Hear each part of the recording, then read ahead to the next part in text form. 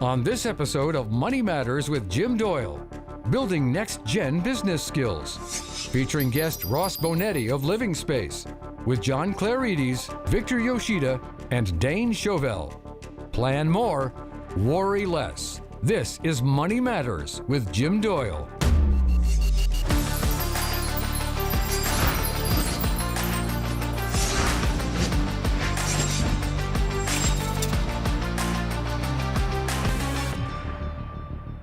There's an old story that asks, how do you eat an elephant? The likely answer, one bite at a time. But when it comes to designing next-gen business skills to take over a family business, the process is not so straightforward. Welcome. There's no one way that fits every family, but what is clear is that the process needs to start early and often can take years to successfully implement. Families are dynamic. Things change. Goals change, families change. Legislation and good planning put in place years ago can also change, along with the tax changes. Yet in the face of it all, to ensure a business legacy is maintained, bringing the family into the process is essential. Let's look at a family business that is asking itself, where do we go from here?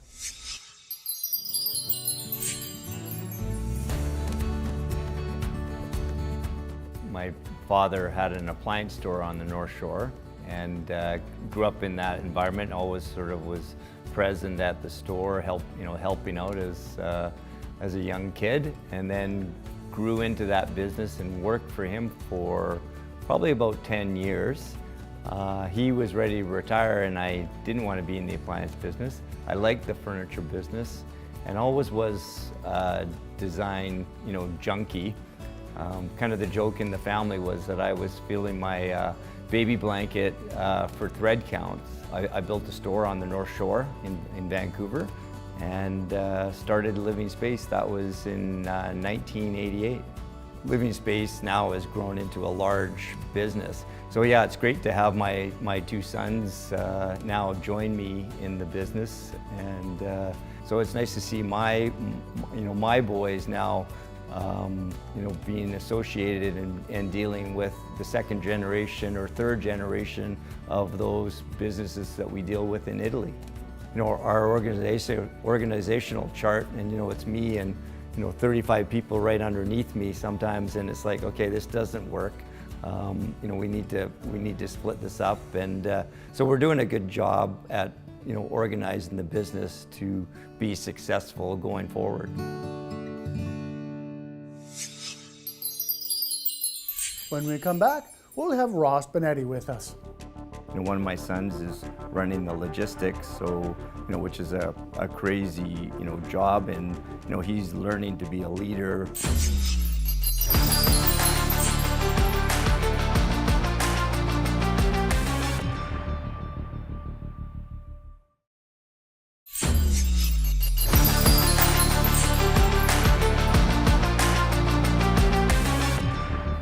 Welcome back.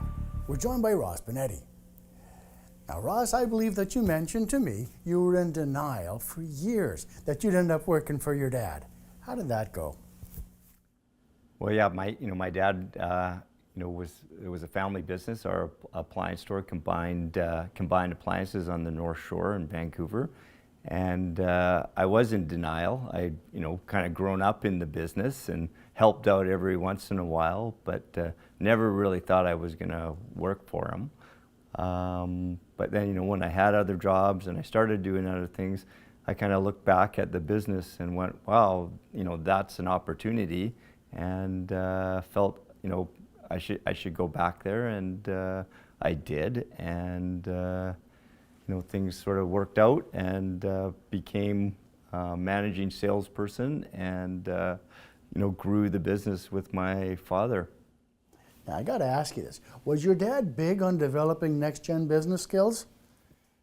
No, not really. I mean, after I'd, worked for him, for quite a while, and I actually didn't work, that close with my dad because I was in sales and he was more,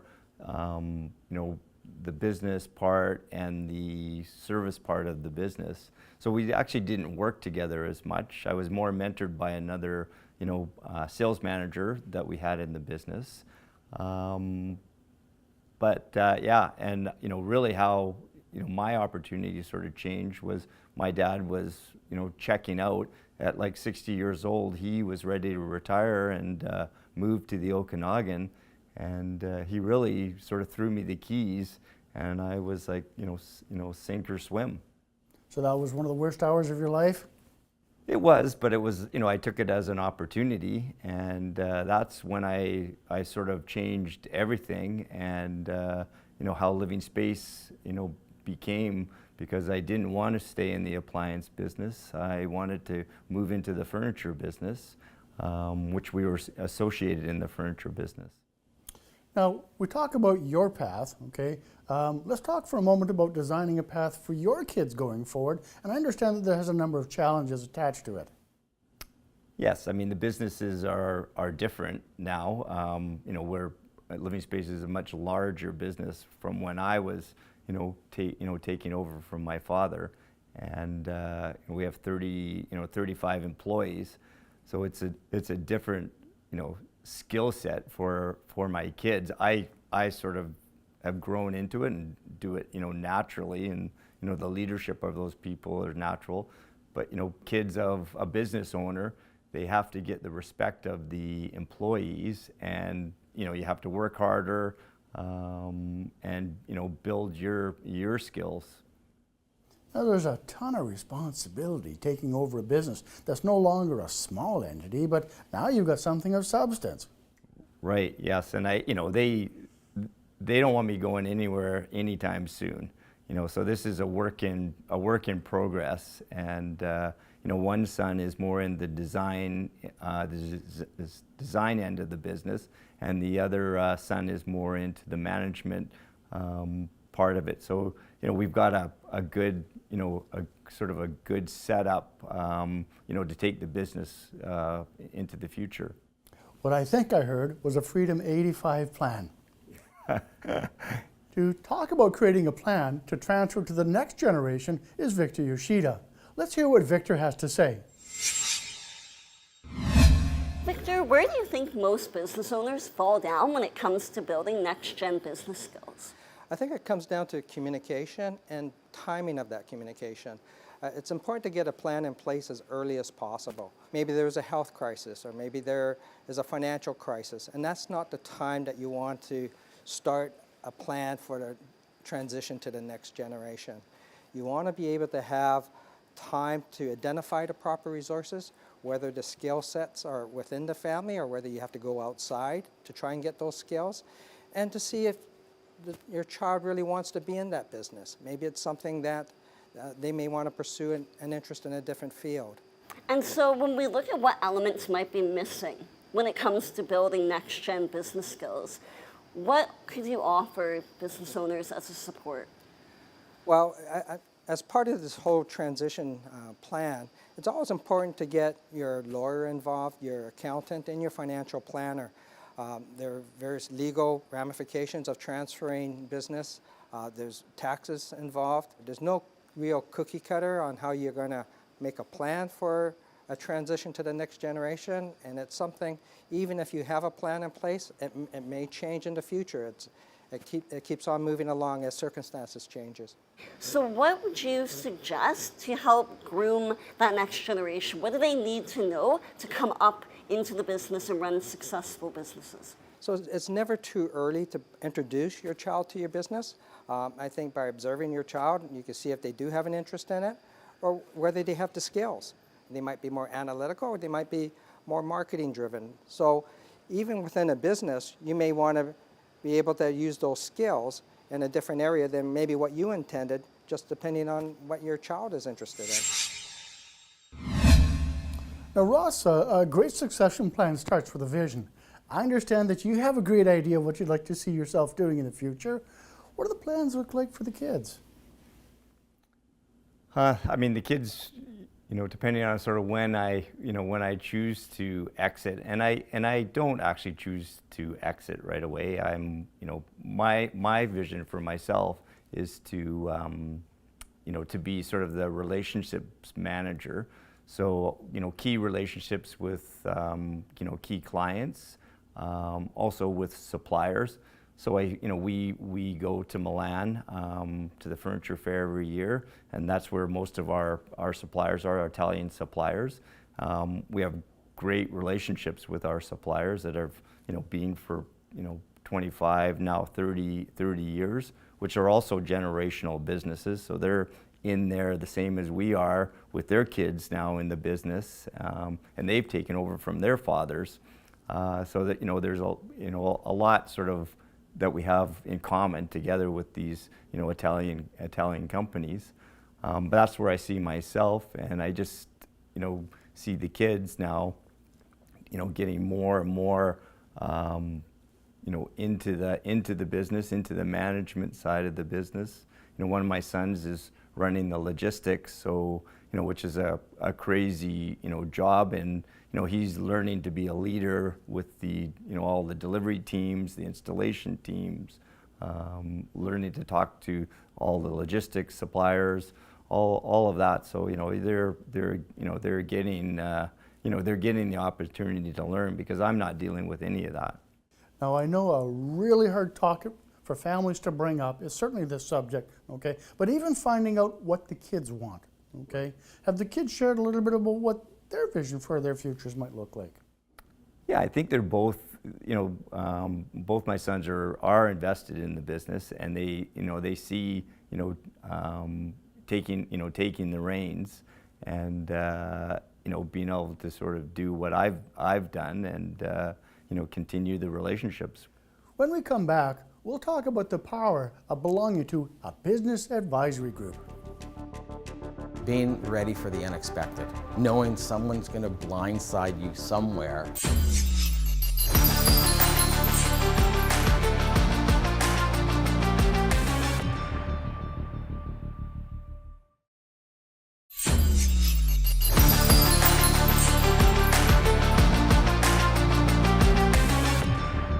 Welcome back. Let's talk about that business advisory group. Ross, I understand that you've been a member of a business advisory group for a lot of years, and it's been a really valuable resource for you. Could you share a bit about that? Sure. Yeah, I've been in a group now probably, 20 years now, in the same group, and most of the members are original members, different businesses, but we meet once a month, and we have a mentor and a facilitator in our group that sort of keeps us on point. I say, he's like herding cats between these entrepreneurs, trying to, get us to, focus. But it's been very valuable, business-wise and personally. I got to ask you, okay? Does this subject of building the next gen business skills, does it come up frequently? Are people easy to address what they've got to do, or is it let's talk about the lint in the dryer? No, we discuss it. We'll discuss it quite often, and it's a topic that's brought up at least a few times a year. My personal part of it is I'll take all this information and be excited about it, but then go back to work and not really make a plan or discuss it with my accountants and lawyers, and ever move it forward. You know what? You're not alone. I think there's a lot of business owners exactly in the same spot, looking for that impetus to push them through to the next issue. Knowing how to sell your product is essential, but running a business needs much more. Let's hear what John Clerides and Dane Chauvel have to share on the subject. The thing that's always going to be there are people skills, knowing how to deal with people. That's the number one thing. Number two is resiliency. Every roadblock or everything is an opportunity to get better, to learn more. And the third, in terms of what's going to be out there, honestly, I don't know. But being ready for the unexpected, knowing someone's going to blindside you somewhere. with something, whether it's a new policy, a new competitor, COVID, supply chain, and being ready for that and having your sort of systems in place and talking about the future and reading a lot. That's how you prepare yourself. Technological literacy is incredibly important, and that's what I tell young people that care to listen to anything I say, and that is that we find that it is incredibly hard to recruit people that understand things like digital marketing. So I think there's tremendous opportunity for people that have an interest in a capability in those types of areas.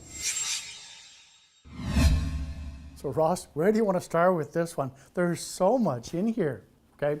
But there are 2 points that I did want to kind of touch base on if I could, okay? One is developing a skill set to prepare for the unexpected. And I think the second is about technology. I think something that is unique with regards to your business. Yeah, so we, in March, like everybody else, we, packed up and, everybody took their computers and went home. We had a big meeting, and that, that was sort of it for us. And we all went home and contacted every client, we sort of ever dealt with, told them the situation, what we're doing at the store, and, started sort of looking at things that we could get out there to our clients with technology. And we've never had an online site before, but we started building an online site, and now launched that, I guess 6 months ago or 7 months ago, and now it's a very successful online shopping site. And you got a son, I think, who kind of headed this project? He did, yes, yeah. Yeah, Quinn was, working on that and with a team, and got everything going. We also took our marketing department, which we were, using sort of, it was an outsource, but we brought all our social media, all our advertising into the store because it was just, with the shopping, shop online, it was just more cohesive to put the whole package together. Still more to come with Ross Bonetti. We'll be right back. Really, kind of going to get into it with my accountants, business advisors.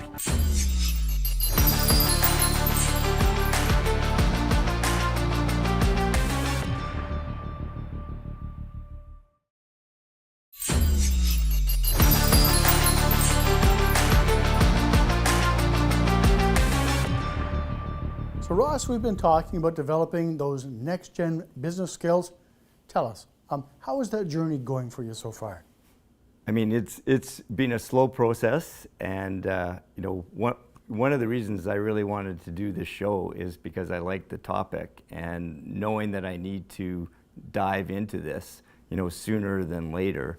So I'm really, kind of going to get into it with my accountants, business advisors, and my group to really start the process. And for me, it's time, because I need to kind of get going, and I want to take a little bit more time off and work from home, and not be tied to the store day after day.